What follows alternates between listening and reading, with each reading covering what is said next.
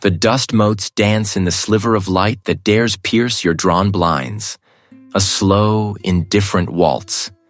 Each particle a tiny ghost, mirroring the ones that cling to your own skin. The ones that whisper of what was lost. Your coffee, a bitter sacrament, cools beside an overflowing ashtray. Its acrid scent a familiar comfort in the quiet decay of your days. You trace the rim of the mug, a map of forgotten promises, of a life once sharp, now blunted by the relentless grind of cynicism. This is your sanctuary, this apartment, a fortress against the world that deemed you broken, a world you willingly left behind, or so you tell yourself. Read. The name feels like an echo now, a distant bell rung in a forgotten chapel. It once carried the weight of purpose, the keen edge of a mind that saw patterns in the chaos. Now it merely sits, a quiet burden, in the hollow of your chest. The city hums outside your window, a symphony of indifference, a constant reminder of the vibrant, breathing world you no longer inhabit, the one you traded for solitude and the ghosts of the starlight disappearances. That case, a constellation of vanished souls, was the crucible where your former life melted away, leaving only slag and ash. The memory of it still pricks, a phantom limb ache. 6 young women, plucked from their lives without a trace, under the vast, uncaring blanket of the night sky. Each disappearance a star extinguished, leaving a gaping hole in the firmament of your career, your family, your very being. The public outcry, the media frenzy, the quiet, damning judgment of your colleagues, it all coalesced into a single, crushing weight that sent you spiraling into this self-imposed exile. Then, the phone rings. A jarring intrusion. You eye the device with suspicion, a relic from a life you abandoned. It's a number you don't recognize, yet a flicker of something, a nascent unease, makes you reach for it. Read. A voice crackles through the speaker, thin and strained. You grip the receiver, knuckles white, the bitter coffee forgotten. What about it? Your voice, unused to more than a murmur, sounds raw. New evidence. From the old warehouse. An emergency call came in. We need you. Now. Penthouse boardroom. It's undeniable, Reed. The phrase hangs in the air, thick with unspoken meaning. Undeniable. A word that had been a stranger to your vocabulary for years when it came to that case. Your heart, for too long a dormant thing, stirs with a faint, unsettling flutter. The rust of regret, the layers of resignation begin to crack. You find yourself moving, a marionette suddenly restrung. The familiar, forgotten rhythm of urgency takes hold. A shower, quick and scalding, to wash away the stale scent of your hermit life. Each movement feels deliberate, yet propelled by an invisible current, drawing you back to the very precipice you swore you'd never approach again. The city outside your window rushes by, a blur of concrete and glass as the cab slices through the morning traffic. The journey feels like a descent into a forgotten dream, or perhaps an awakening into a nightmare. You arrive at a towering edifice, its polished steel and reflective windows mocking the grimy reality of your recent existence. The elevator ride is silent, a slow ascent into a different world. Each floor clicked past, a step further from your quiet desolation, closer to the storm you knew was brewing. The doors slide open, revealing a world of hushed urgency and polished surfaces. Your former colleague stands waiting, his face etched with a tension that mirrors your own. He merely nods, a grim acknowledgement of your presence, and gestures you forward. You step into the penthouse boardroom during an emergency call. The air crackles with an electric charge. High above the city, the room is a stark tableau of power and unease. A massive, gleaming mahogany table dominates the space, littered with open files, scattered photographs, and the hushed murmurs of officials. Faces turn towards you, a mixture of surprise, curiosity, and thinly veiled contempt. You see the prosecutor, her jaw tight, a senior detective, his gaze steely, and several other figures, their roles unspoken but clear in their grave expressions. A projector hums, casting a single magnified image onto a screen at the far end of the room. A microscopic detail, intricate and almost organic in its complexity. It's a pattern, impossibly small, yet disturbingly distinct. "Read," your former colleague begins, his voice low, commanding the room's attention. He points to the projection. This was found in an evidence box, untouched for years. Box 7B from the old warehouse, labeled Starlight Case, uncategorized traces. It's a unique bioresidue. A pollen, but one never before documented in this hemisphere. It was found on a single, almost invisible fiber from a jacket belonging to the first victim, Eleanor Vance. Your eyes lock onto the image. A phantom sensation, the familiar thrill of the chase, ignites within you. A unique bioresidue, a pollen, on Eleanor Vance's jacket. The first star to vanish. The details so long dormant begin to stir. They are burning. The ghost of a lead, a whisper from the past, now screams in your mind. The image of the pollen, a microscopic predator clinging to Eleanor Vance's jacket, burns behind your eyelids. It's a key, a forgotten cipher, and you feel the rusty gears of your investigative mind grind back to life. Disgrace had dulled them, but not broken. Your first move is an old one, a habit ingrained. You reach for the precinct directory, then stop. The badge is gone, the access code's revoked. You are an outsider now, a phantom haunting the periphery of the world you once commanded. Yet the old channels still exist, unofficial conduits born of shared trenches and unspoken debts. A few hushed calls, veiled requests for the archived reports of the Vance disappearance, and the silence on the other end is deafening. Instead of the files, you receive a summons. It's an urgent, almost imperious request, delivered through a voice you recognize from a time when your name carried weight. It leads you to a place of glass and polished steel, far removed from the grit of the city streets. You find yourself in a penthouse boardroom during an emergency call, the city sprawling beneath like a broken circuit board. The air is sterile, heavy with the scent of expensive coffee and unspoken power. A senior commander, a man whose face has aged into a roadmap of ambition, stands by the panoramic window. And ghosts, by their nature, disturb the peace. You stand across the vast obsidian table, your hands resting lightly on its cool surface. The peace was disturbed a long time ago, Commander. 5 women vanished. Eleanor Vance was the first. He turns, his gaze sharp, unforgiving. The Vance case is closed, and your involvement, Reed, is a matter of public record. A stain. You pursue this, you invite scrutiny. Scrutiny we and you can ill afford. His words are not a suggestion. They are a granite warning. Let it lie. For your sake. For your families. The mention of your family is a calculated blow, a reminder of the wreckage left in the wake of your obsession. The unspoken threat hangs, a tangible weight in the opulent room. Official channels are a dead end, a locked gate. So you turn to the unofficial, the forgotten, the overlooked. Your first destination is a memory, a phantom location. The abandoned warehouse on the docks where Eleanor Vance was last seen. The warehouse is a skeletal hulk, its corrugated iron skin rusted, its windows shattered like vacant eyes. The air inside is thick with dust, the metallic tang of decay, and the persistent smell of brine from the nearby water.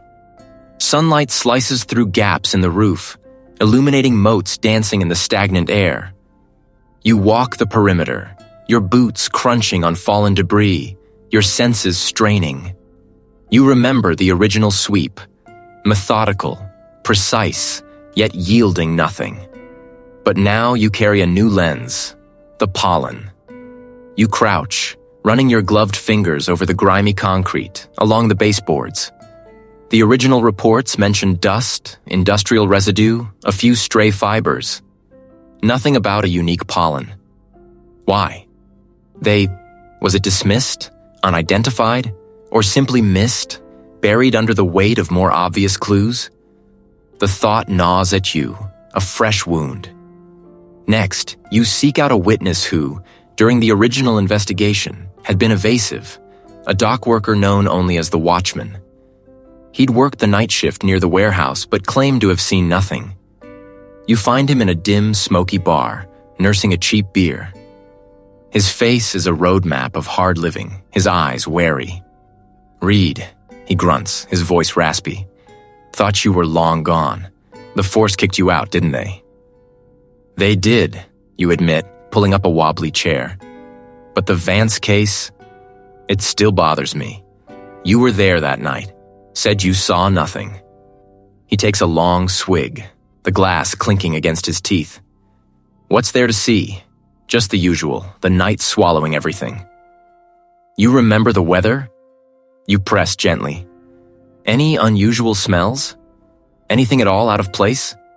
He scoffs, wiping his mouth with the back of his hand. "Always something out of place around here. But I remember the rain. Not heavy, just a drizzle.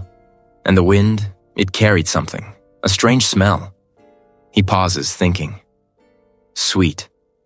Like some kind of strange flower. Never smelled anything like it on the docks before or since." Your breath catches. Sweet. A strange flower. The pollen. It fits. The Watchman had mentioned it, a fleeting detail in his original statement, buried deep in the supplementary notes, dismissed by the lead detective as a subjective olfactory observation, likely atmospheric. But to you, it's a beacon. "Did you see anyone else that night?" you ask, your voice low, urgent. "Anyone unusual?"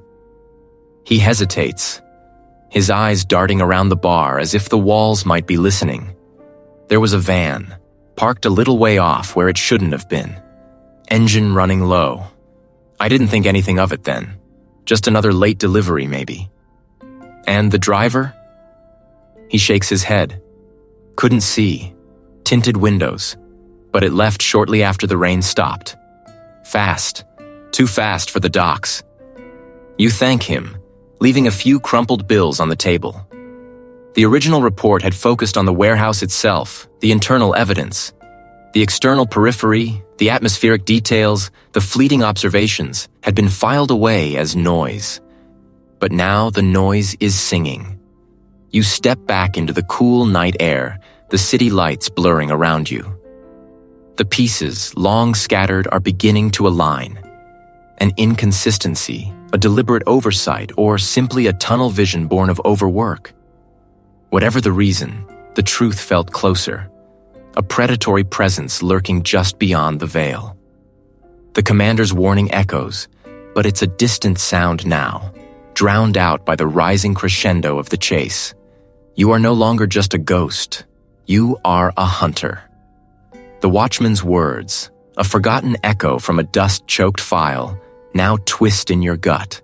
A cold knot of undeniable truth. The dock's brine and rust had always been the dominant notes of that night. Yet the other scent, the floral one, now blooms in your mind, vivid and unsettling. A dark van.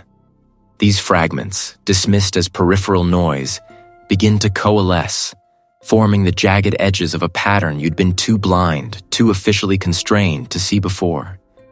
You move with a renewed, desperate urgency, your steps echoing in the hushed archives of your memory. The official reports, once a wall of impenetrable bureaucracy, now yield to your relentless scrutiny. Page after page, incident after incident, you trace the phantom scent. It appears subtly in the periphery of other disappearance reports, a fleeting mention by a witness, a strange residue on a recovered garment, dismissed as urban pollution or a victim's personal fragrance. But now, through your lens, it is a signature. Not a common rose, not a gardenia, but something more exotic, almost cloying, like a night-blooming jasmine grown in hothouse conditions. A fleeting glimpse by a late-night diner, a security camera's grainy capture, always on the fringes of the official investigation, always just out of focus. The initial disappearances had been treated as isolated incidents, tragic but unconnected. The victims, you realize with a jolt, share a subtle commonality. Not age or profession, but a specific ephemeral quality of being unmoored, of existing just outside the bright glare of conventional society. They were artists, wanderers, night shift workers, individuals whose absences might not immediately trigger alarm bells.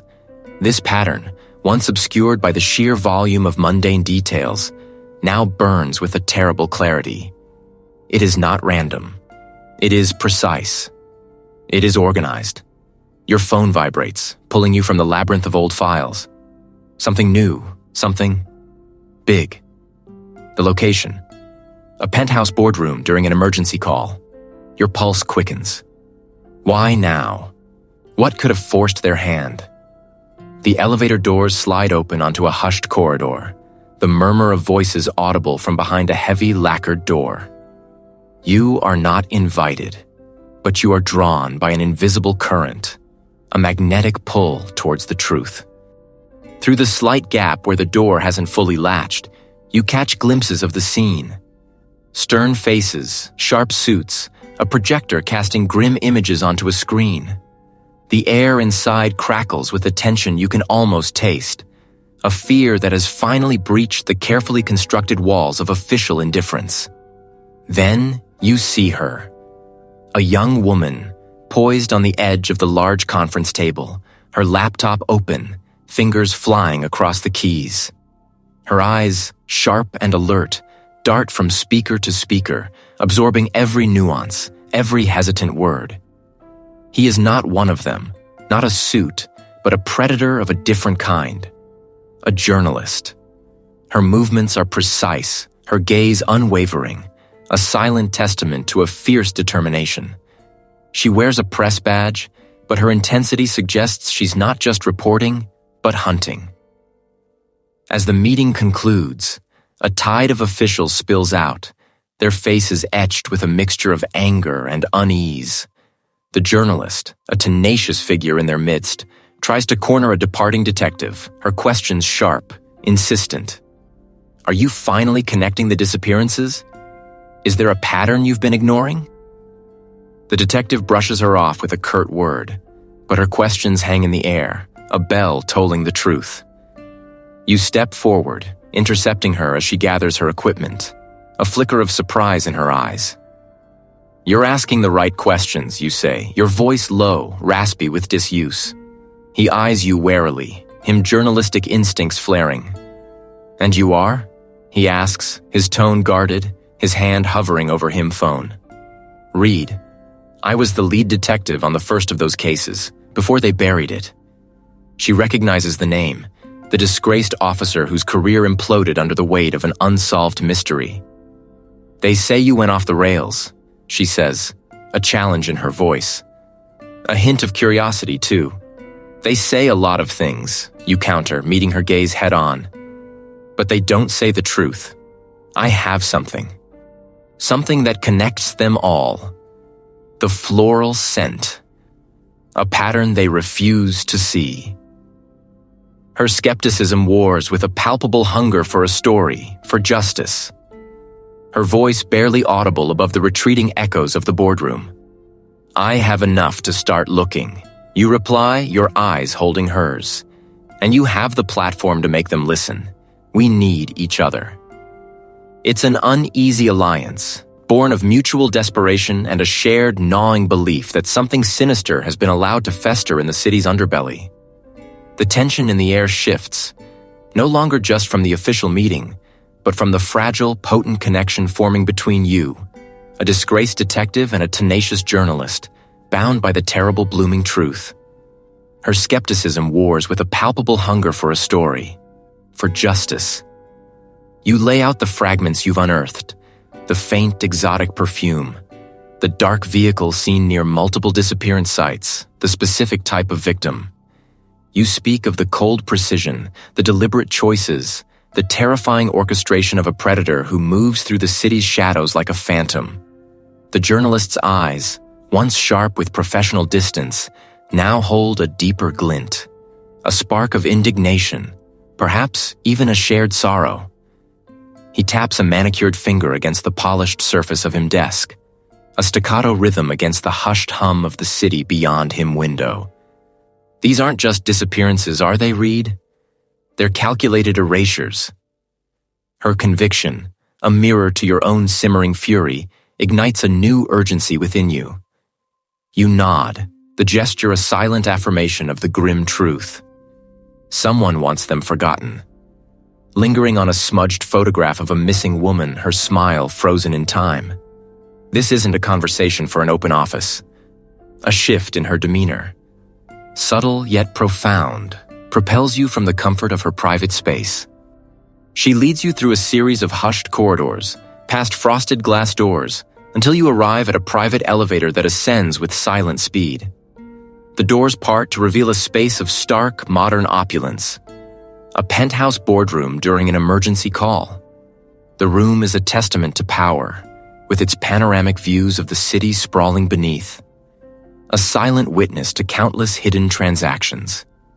At its head, a complex communications console glows with an array of dormant lights. "This is secure," she states, her voice lower now, imbued with a newfound gravity. Every signal encrypted, every conversation shielded. She gestures for you to take a seat, then moves to the console, her fingers dancing across a sleek touchscreen. "Tell me more about this perfume. Anything specific?" You recount the subtle notes, the way it lingered, an almost botanical sweetness cut by something sharper, more metallic. It wasn't common, not something you'd pick up at a department store. It felt bespoke. She types, her brow furrowed in concentration. "And the vehicle? Tinted windows, luxury model, European perhaps, but generic enough to blend. Always parked just out of clear view, but always there, a silent sentinel before each disappearance." She accesses a secure database, her screen filling with satellite imagery and traffic camera feeds from the general vicinities of the disappearances. It's a needle in a haystack, but with enough data, patterns emerge. What about the victims? Ambitious, independent. They had networks, but perhaps also vulnerabilities. A recent promotion, a breakup, a move to a new part of the city. A moment of perceived isolation that a predator could exploit. As you speak, the journalist's fingers fly across the console, her searches pulling up profiles, news clippings, social media fragments. The room, with its vast, indifferent cityscape beyond the glass, feels suddenly claustrophobic, charged with the weight of unseen lives. A single, insistent chime pierces the air. A small red light blinks on the console. It's an incoming call on a dedicated encrypted line, the emergency call. The journalist glances at the screen, her expression unreadable for a fleeting moment. Then she taps to accept. She puts the call on speaker, a low crackle filling the space. It is calm, measured, utterly devoid of emotion. "A word of caution, my dear. The threads you tug at are ancient, intricately woven." A pause stretches, taut and unnerving. Then the voice adds, "And remember, you are not the only one with a keen eye for detail. Others, less forgiving, watch those who watch." The line clicks, severing the connection with an almost audible snap.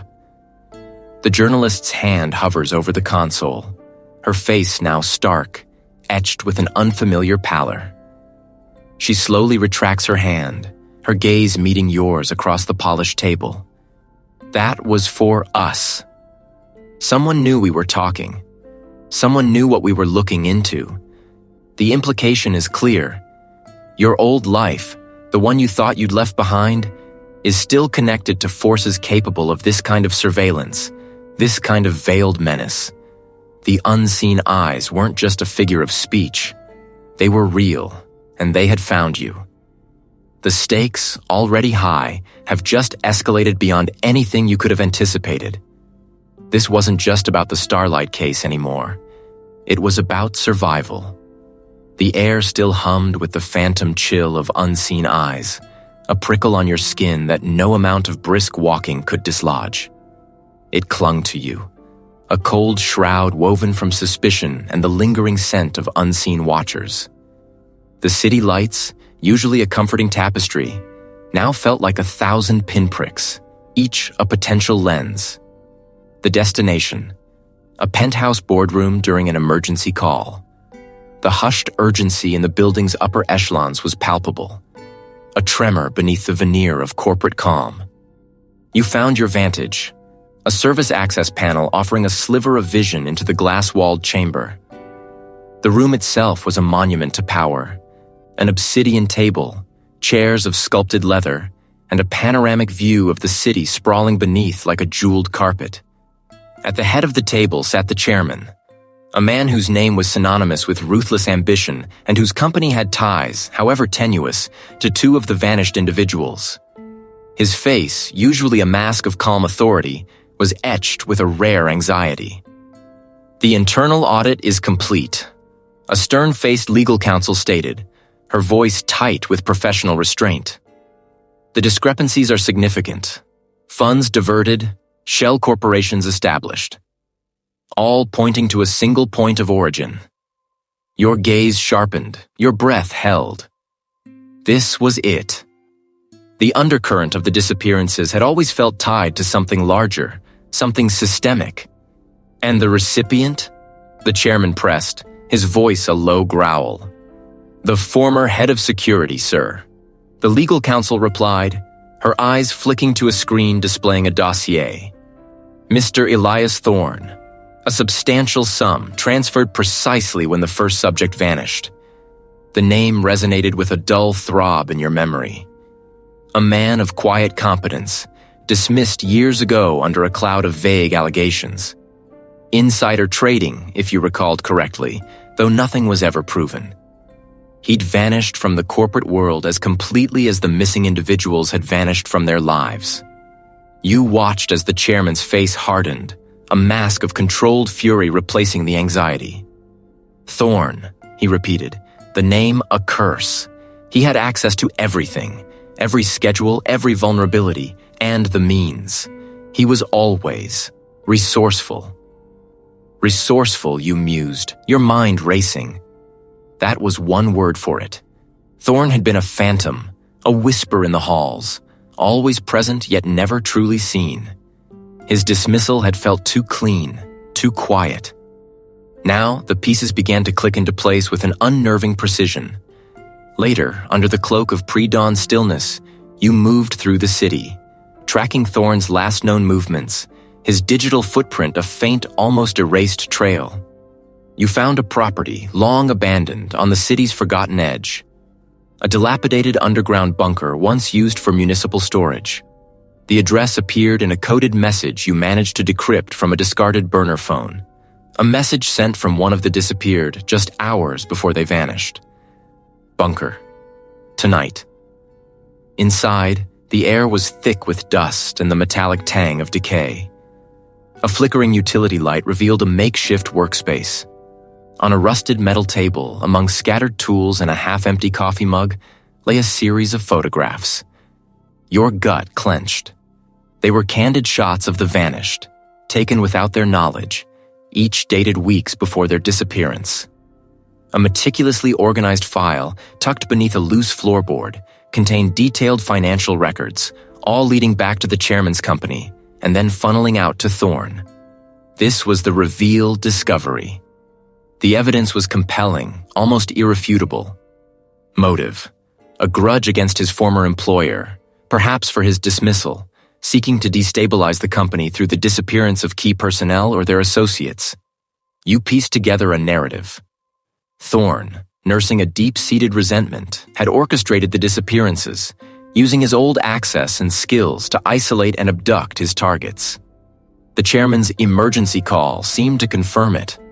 The company had finally caught up to Thorne's financial machinations, and now the disappearances were falling into place as part of his larger scheme. The logical chain of deductions was tightening, each link strong, each piece of evidence pointing to Elias Thorne as the primary culprit. A resolution, bitter but clear, seemed within reach. Yet, a discordant note hummed beneath the surface of your certainty. A faint, almost imperceptible dissonance. The coded message from the victim. Thorne. Tonight. It felt too convenient, too direct, almost as if it were meant to be found, meant to lead you here. And the photographs, so meticulously arranged, so deliberately placed. It was the work of someone careful, precise, but also someone who wanted to be found, or wanted Thorne to be found. It wasn't Thorne's usual meticulousness. Something felt staged. The pieces fit too perfectly, snapping into place with an ease that unsettled you. The easy answer often concealed a more intricate truth. A prickle returned, not of unseen eyes, but of a deeper manipulation. A puppeteer whose strings remained invisible, even now. The tension, rather than easing, coiled tighter in your gut. You were closer, yes. But to what exactly? A solution, or another layer of deception? The cold, hard light of a utility lamp still clung to your retinas as the summons arrived, sharp and sudden, cutting through the stale air of the makeshift workspace. One moment, your gaze was fixed on the unsettling candid photos. The next, a frantic voice on a borrowed device urged your presence. The shift was jarring, a violent lurch from the shadows of the abandoned factory to the sterile gleam of power. The air, though filtered and cool, felt dense, charged with unspoken anxieties. The chief of security, a man whose tailored suit seemed to tighten around him with visible strain, stood at the head, a digital presentation flickering on the immense screen behind him. His gaze met yours, a fleeting acknowledgement of your unwelcome but necessary presence. Our initial person of interest, the chief began, his voice a low thrum against the hum of the room's ventilation. The individual captured in the surveillance footage near the last two disappearances has been located. A map of the city appeared on the screen, a red pin blinking over a nondescript apartment complex in the lower districts. He was found earlier this morning, deceased. A collective intake of breath rippled through the room. Your gut, still raw from the images of the vanished, twisted further. Deceased. This wasn't a simple case of a lone predator. This was orchestrated. The scene, the chief continued, his voice now devoid of any inflection, indicates a struggle, but also a cleanup. Professional. No witnesses, no forced entry. It appears he was eliminated. Eliminated. You saw it then. The faint, almost imperceptible tremor in the hand of the council member seated across from you. The way the lead investigator's eyes darted nervously towards the high-ranking executive at the table's far end. These weren't just concerned citizens. They were players, caught in the undertow. The chief clicked to the next slide. A series of financial transactions appeared, a labyrinthine flow of funds through shell corporations and offshore accounts. This, however, is where it gets complicated. He gestured to a particular series of transfers, highlighted in stark red. These payments, stretching back over 3 years, correspond precisely with each disappearance. Not just the recent ones, but all of them. Each individual, once declared missing, triggered a payment of significant value into an account linked to a holding company. Your mind raced, piecing together fragments, the candid photos, the meticulous tracking of the vanished, the sudden elimination of a potential witness. And now, the money. This wasn't random abduction. That subsidiary is controlled by a trust. The true nature of the crime began to manifest, not as a phantom, but as a monstrous, multi-headed hydra. The disappearances were not isolated acts of violence or misfortune. They were transactions, assets. Individuals with specific, perhaps unique, profiles were being systematically targeted, acquired, and then? What? The images of the vanished flashed in your mind. A young coder with a knack for obscure algorithms, a union organizer with a strong network, a quiet archivist with access to historical records.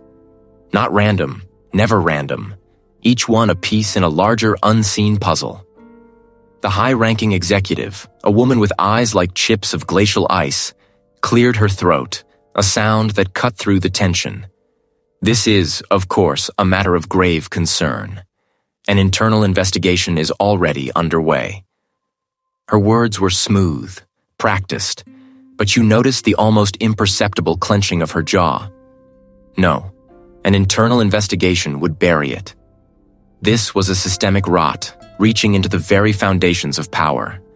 The red herring was merely a scout, an unwitting participant who knew too much and was therefore disposed of. The photographs in the abandoned factory weren't just the work of a stalker.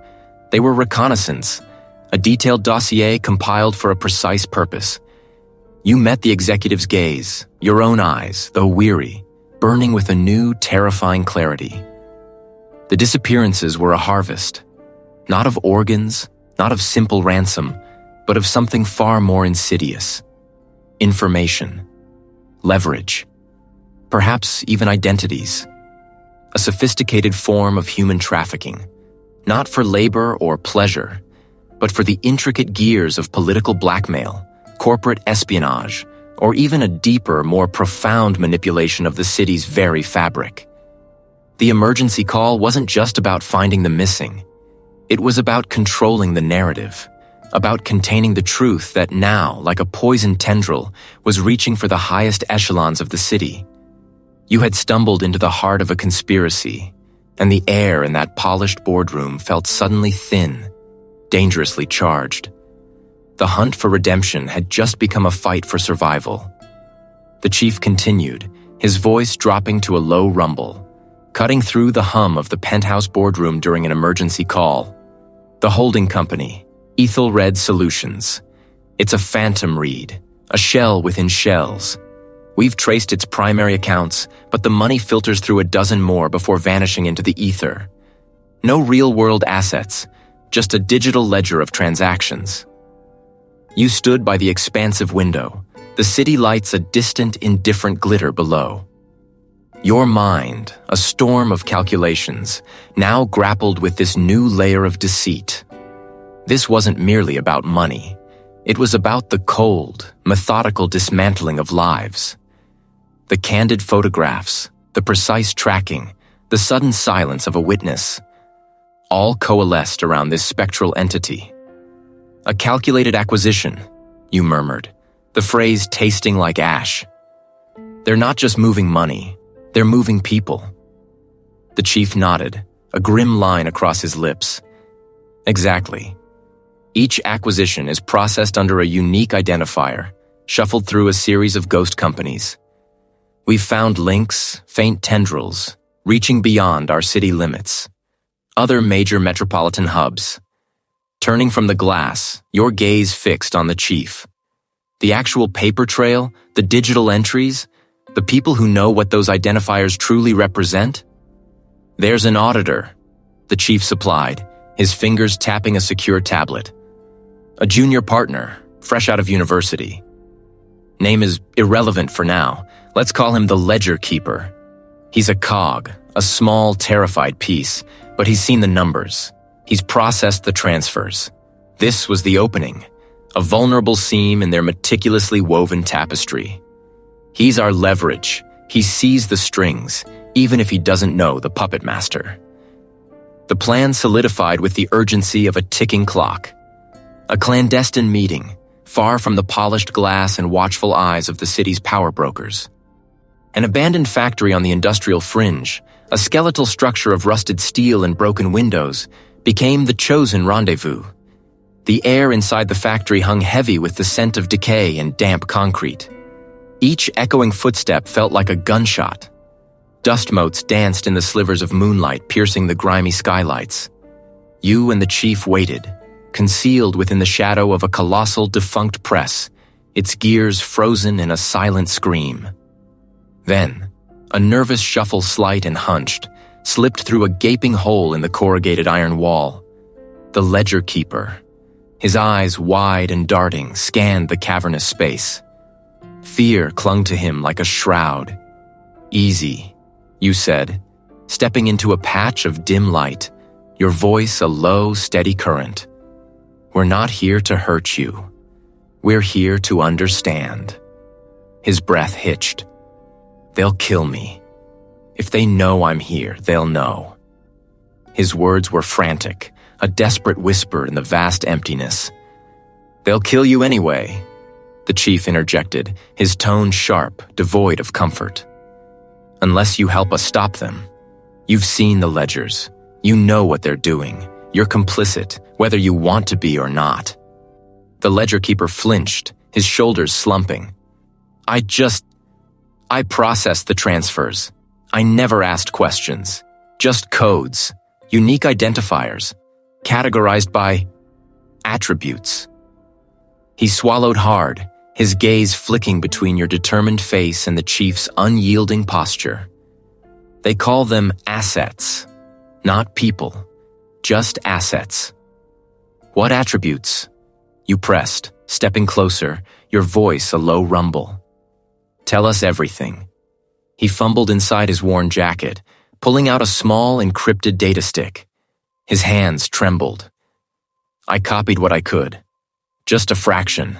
It shows the transit points, not just here. 3 other major cities, all managed by different shell corporations, but the flow, the patterns, they're identical. This was it. Sometimes even a temperament rating, like livestock or inventory." His voice cracked. "They're not just disappearing. They're being sorted. The missing, reduced to data points, categorized for an unknown purpose.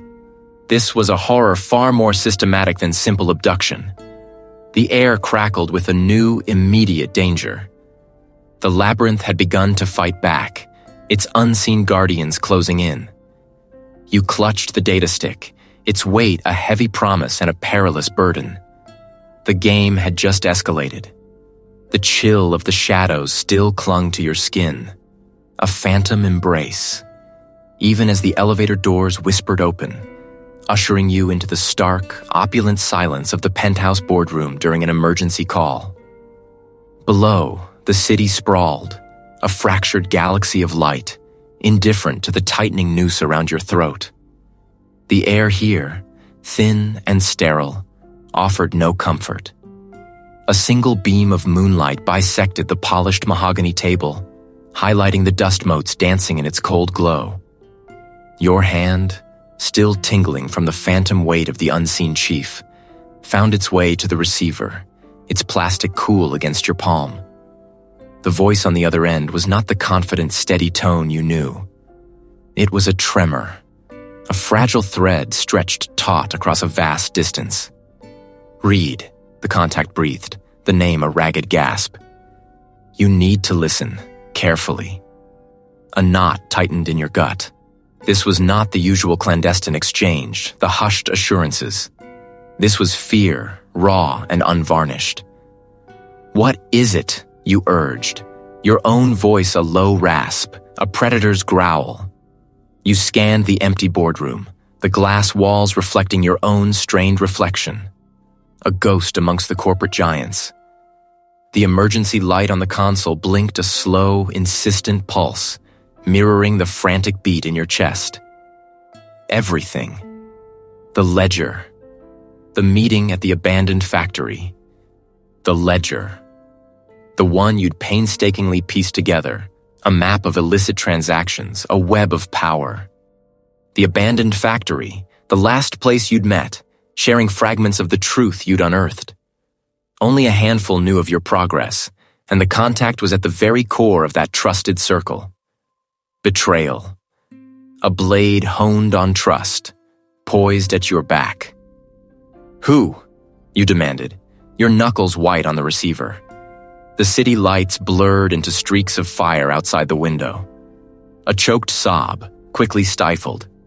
It doesn't matter. They have my family, Reed. My partner. They made me tell them. They said if I didn't, I had no choice. The world tilted. The opulent boardroom, the glittering cityscape, all dissolved into a swirling vortex of disbelief and a searing, gut-wrenching anger. Your trusted contact, your anchor in the storm of this investigation, compromised. Not bought, not turned by greed, but broken by the most ancient, most brutal of leverages. The threat to loved ones. The metallic clang you'd heard, a door closing on their freedom, on their safety. What did you tell them? The question was not a judgment, but a desperate scramble for damage control. You could feel the walls of the labyrinth closing in, the unseen guardians now moving with precision, using your own allies against you. Where you were going next, the information you were chasing. They want you isolated, Reed. They said they would make an example of me if I didn't cooperate. They said they would tell the detective about our arrangement, about the data I passed you. They said they would make it look like I was setting you up all along. The implications slammed into you. Your resources, already dwindling, would now be actively turned against you. The detective, already suspicious, would have concrete evidence of your unsanctioned methods, provided by a source you had relied upon. This wasn't just a setback. It was a systemic dismantle. Your carefully constructed network, your lifeline, was severed. They're watching. They left a message for you through me.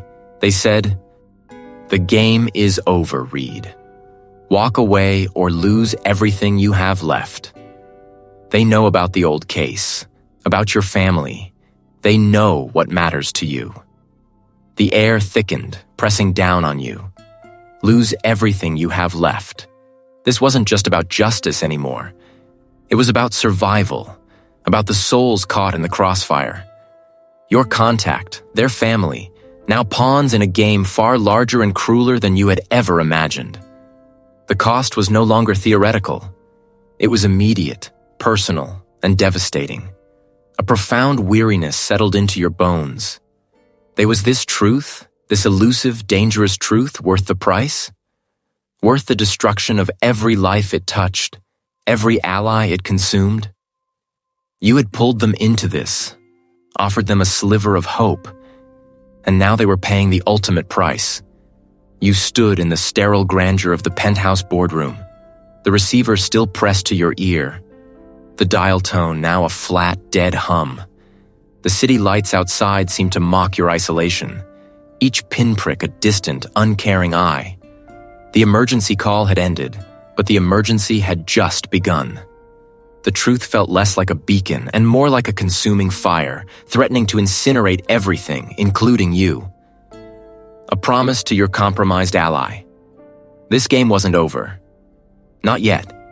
You stand in the penthouse boardroom during an emergency call. The city lights a mosaic of indifferent brilliance beyond the glass. The air, thin and sharp, hums with the silent thrum of expensive machinery. A sterile environment where fortunes are made and reputations unmade. Your breath fogs for a fleeting second against the polished surface of the immense conference table. A ghost of your own anxiety. An urgent summons, a voice laced with the promise of a critical breakthrough, had pulled you here.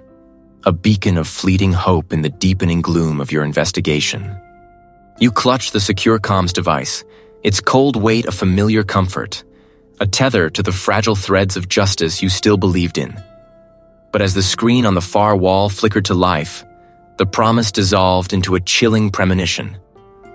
It wasn't the colleague you expected, nor the informant who had risked so much. Instead, a face, grim and etched with an unfamiliar despair, stared back. This was the emergency call. This was the trap. His voice, a strained monotone, began to speak, each word a hammer blow against your resolve. "Reed, I have to report. New evidence has surfaced. Irrefutable proof." His gaze shifted, darting to some unseen presence just beyond the camera's frame, a silent plea for mercy in his eyes. Proof linking Reed directly to the disappearances. Financial transactions, encrypted communications, a pattern of manipulation. The words were poison, crafted with surgical precision. On the screen, images began to flash. Doctored ledgers, digital overlays of your face on grainy surveillance footage, timestamps aligning with the moments of critical evidence destruction you'd witnessed days ago. Your secure comms device, the very one in your hand, buzzed violently, then went dead. They hadn't just predicted your moves. They had orchestrated them, used your very pursuit of truth as a means to ensnare you. Your mind raced, a frantic scramble through every piece of data, every lead you'd painstakingly assembled. The encrypted files on your personal drive, the backups stored in that hidden compartment. Surely they were safe. But then, a sickening animation played out on the screen. A digital fire consuming folders labeled Project Chimera, redacted transcripts, Witness X. Your critical evidence, the foundation of your entire case, was being remotely wiped, destroyed in real time, leaving no trace. A backdoor you never knew existed, a vulnerability exploited with ruthless efficiency. The investigator on the screen, his face now a mask of defeat, concluded, "It appears Reed was not investigating, but orchestrating, planting false leads, eliminating loose ends, a desperate attempt to cover his own tracks." The broadcast ended abruptly, replaced by a static image of a police crest, then a news ticker scrolling beneath it. Former Detective Reed implicated in serial disappearances. Evidence points to insider conspiracy. The penthouse boardroom, once a symbol of your desperate hope, became a gilded cage. You were cornered, not by physical force, but by a meticulously constructed narrative of guilt. They weren't coming for the architects of this elaborate deception. They were coming for you. You moved to the door, the heavy oak refusing to budge, locked from the outside. No keycard, no override. Trapped. The truth, you realized with a sickening lurch, no longer mattered. Not to them. They had rewritten history, cast you as the villain, and incinerated every shred of proof that could clear your name. Every official channel, every contact you possessed, was now compromised, tainted by this fabricated scandal. The detective who once believed in your innocence would now see only the irrefutable evidence presented on a national broadcast. There was no recourse, no appeal, no one left to trust within the system you had once sworn to uphold. The weight of it all pressed down, a suffocating blanket. This wasn't just about justice, it was about survival. It was about the souls caught in their merciless web. You walked to the floor-to-ceiling window, staring down at the indifferent city. Escape was paramount. But escape wasn't enough. You had to fight back, not through official channels, but through a different kind of war. Your mind, a maelstrom of desperation and grim resolve, began to forge a new path. They had used technology, misinformation, and infiltration. You would use their own weapons against them. A desperate, high-stakes plan began to crystallize, born from the ashes of your destroyed reputation. It was reckless, dangerous, and likely suicidal. It would mean stepping entirely outside the law, becoming the ghost they already painted you to be. You would leverage your knowledge of their methods, their arrogance, their blind spots. You would find a way to expose them, not through the compromised halls of power, but in the glaring, undeniable light of public scrutiny. It was a one-shot play, a final desperate gamble, knowing it might cost you your freedom, your life, or what little remained of your shattered existence. But it was your only chance to rip back the curtain and reveal the true faces of the puppeteers pulling the city's strings. You would become the very disruption they sought to prevent, a rogue wave against their carefully constructed dam. The wail of sirens, once a distant lament, now clawed at the polished glass of the penthouse boardroom during an emergency call, a crescendo of urgency demanding attention.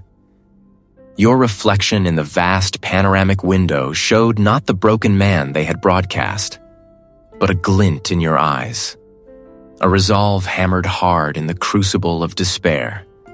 The corporate executive, a man whose tailored suit concealed a viper's cunning, watched you with a predatory calm, a smirk playing on his lips, convinced of his victory. The screens around you, moments ago flashing your framed image, now displayed a static hum, a brief lull before the storm you intended to unleash. A rather public exit, wouldn't you say, Reed? The executive purred, his voice a low thrum against the rising din outside. The architect of your own downfall, exposed for the world to see. You met his gaze, unflinching, your fingers, calloused from years of gripping evidence and regret, moved with a practiced economy. Beneath the heavy mahogany table, a subtle click resonated, unheard by anyone but you. It was a small device, no bigger than your thumb, connected to the boardroom's central network, a lifeline you had planted hours ago, anticipating this very moment of orchestrated betrayal. Your plan, a fragile tapestry woven from desperation and calculated risk, was now unfolding. A flicker. The static on the screens vanished, replaced not by your image, but by a rapid-fire sequence of data. Financial ledgers, encrypted communication logs, satellite imagery all scrolling with dizzying speed. A hush fell over the room, the executive's smirk dissolving into a line of rigid disbelief. Then, a voice, distorted but unmistakable, filled the air, pulled from a secure server you had compromised weeks prior. It was the voice of the executive himself, cold and clinical, discussing resource acquisition and containment protocols. The Starlight disappearances. Your voice cut through the recording, clear and resonant, a counter-broadcast overriding their carefully constructed narrative. They weren't random. They were meticulously planned, a harvest of the vulnerable, siphoned into a network of clandestine operations. The screen shifted, now showing geotagged locations, a spiderweb of hidden facilities, not hospitals, not clinics, but abandoned factories, deep underground bunkers, remote warehouses, sites where the missing had been funneled. Images of surveillance footage, grainy but damning, played across the monitors. Figures being led into the shadows, the distinct markings of the executive's private security detail visible on their uniforms. The corporate executive lunged, a sudden burst of violence aiming for the control panel embedded in the table. You anticipated his move, a ghost of old training guiding your reflexes. Your hand shot out, blocking his wrist, the impact jarring your bones. He was stronger than he looked, fueled by the rage of exposure. "You won't stop this, Reed," he snarled, twisting, trying to wrench free. "It's already out." You gritted through clenched teeth, maintaining your hold. The data stream, the damning audio, the visual evidence. It was all being live-streamed, a torrent of truth unleashed onto every major news outlet, a digital wildfire spreading across the globe.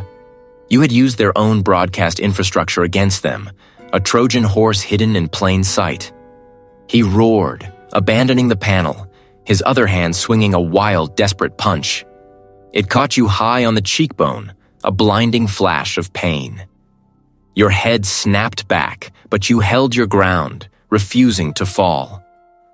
The taste of copper bloomed in your mouth. He pressed his advantage, a flurry of blows, his tailored suit a blur of motion. You ducked, weaved, the rusty gears of your old instincts grinding back to life.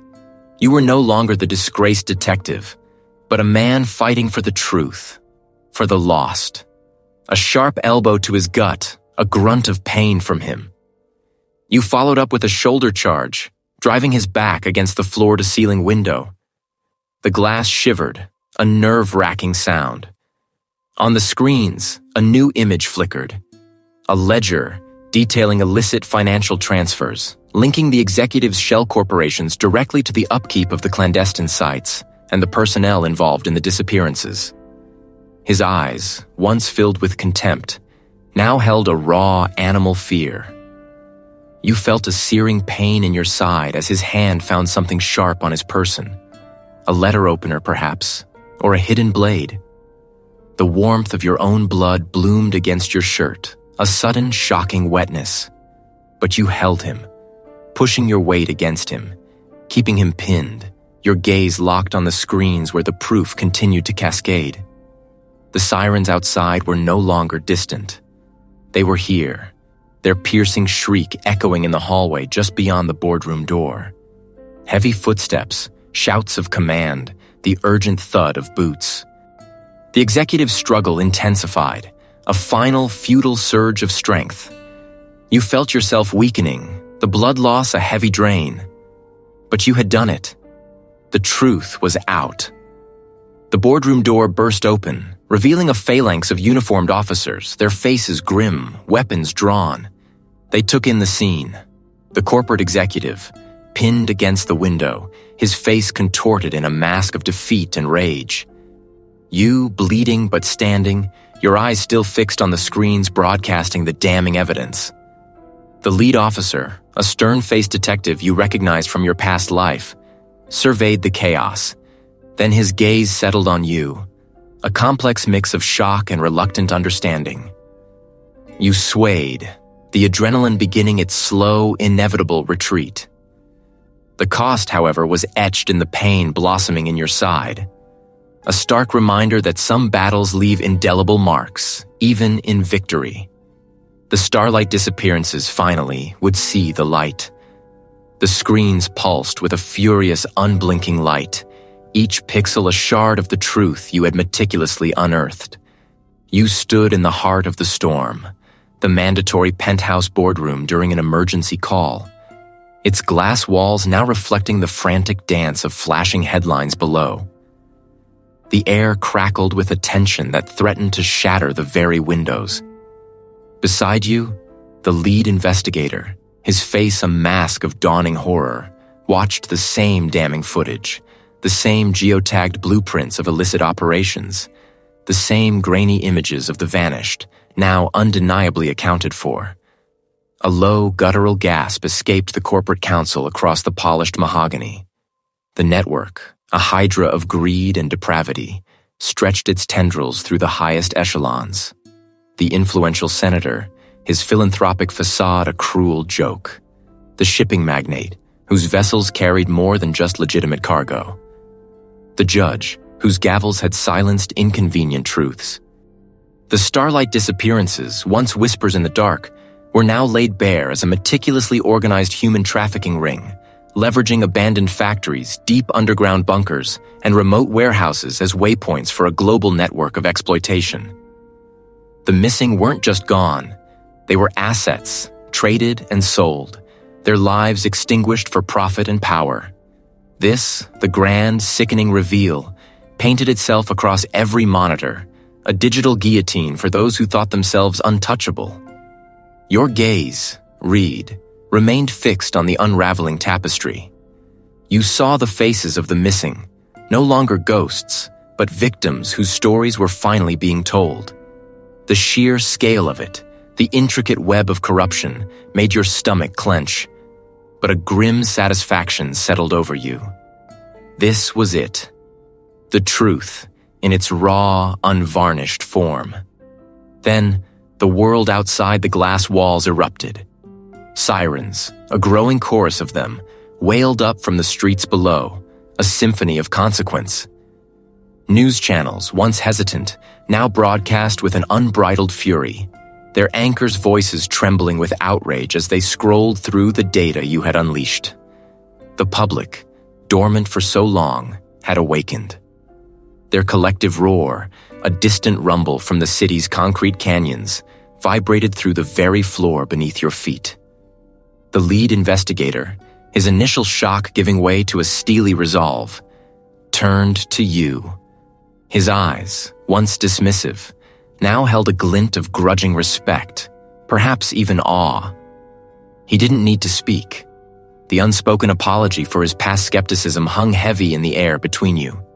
He made a series of rapid-fire calls, his voice tight with command, dispatching units to the exposed locations, coordinating with federal agencies. The machinery of justice, slow and cumbersome, had finally been kick-started, propelled by the sheer force of your desperate act. Hours bled into a blur of frantic activity. You watched, a silent observer amidst the chaos, as the first wave of arrests flashed across the screens. A high-ranking corporate executive, pulled from his opulent office, his face a mask of disbelief. A district attorney, led away in handcuffs, his carefully constructed career crumbling around him. The dominoes, once so firmly aligned, were toppling. Later, much later, as the dawn light began to soften the harsh edges of the penthouse, a representative from the Oversight Committee approached you. His voice was quiet, his gaze direct. "The evidence, Reed," he began. "It's irrefutable. Your name, it's being cleared. The department is issuing a full exoneration." The words hung in the air, a balm to a long festering wound. Exoneration. You felt a lightness, a subtle shift in the burden you had carried for so long. Yet the thought of returning to the structured confines of the force, after seeing the rot within, held no appeal. Your path had diverged too far. You declined the offer of reinstatement, a quiet refusal that surprised no one. Your redemption, you realized, wouldn't be found in a uniform or a pension, but in the quiet knowing that you had seen this through. As the sun climbed higher, painting the city in hues of orange and gold, you stood by the glass, looking out over the sprawling metropolis. The sirens had faded, replaced by the hum of a city slowly waking, processing the seismic shift of the night. The anger and outrage would simmer for weeks, months, but the truth, once revealed, could not be unmade. Your own future stretched before you, a landscape unwritten. It wouldn't be easy. The scars of the past, the sacrifices made, would always be a part of you. But for the first time in years, the crushing weight of despair had lifted. A fragile, nascent hope took root in your chest. The world was still broken, but you had, in your own way, put a small piece of it back together. You had found your redemption, not in the system you had once served, but in the unwavering pursuit of justice, a pursuit that now, finally, felt complete.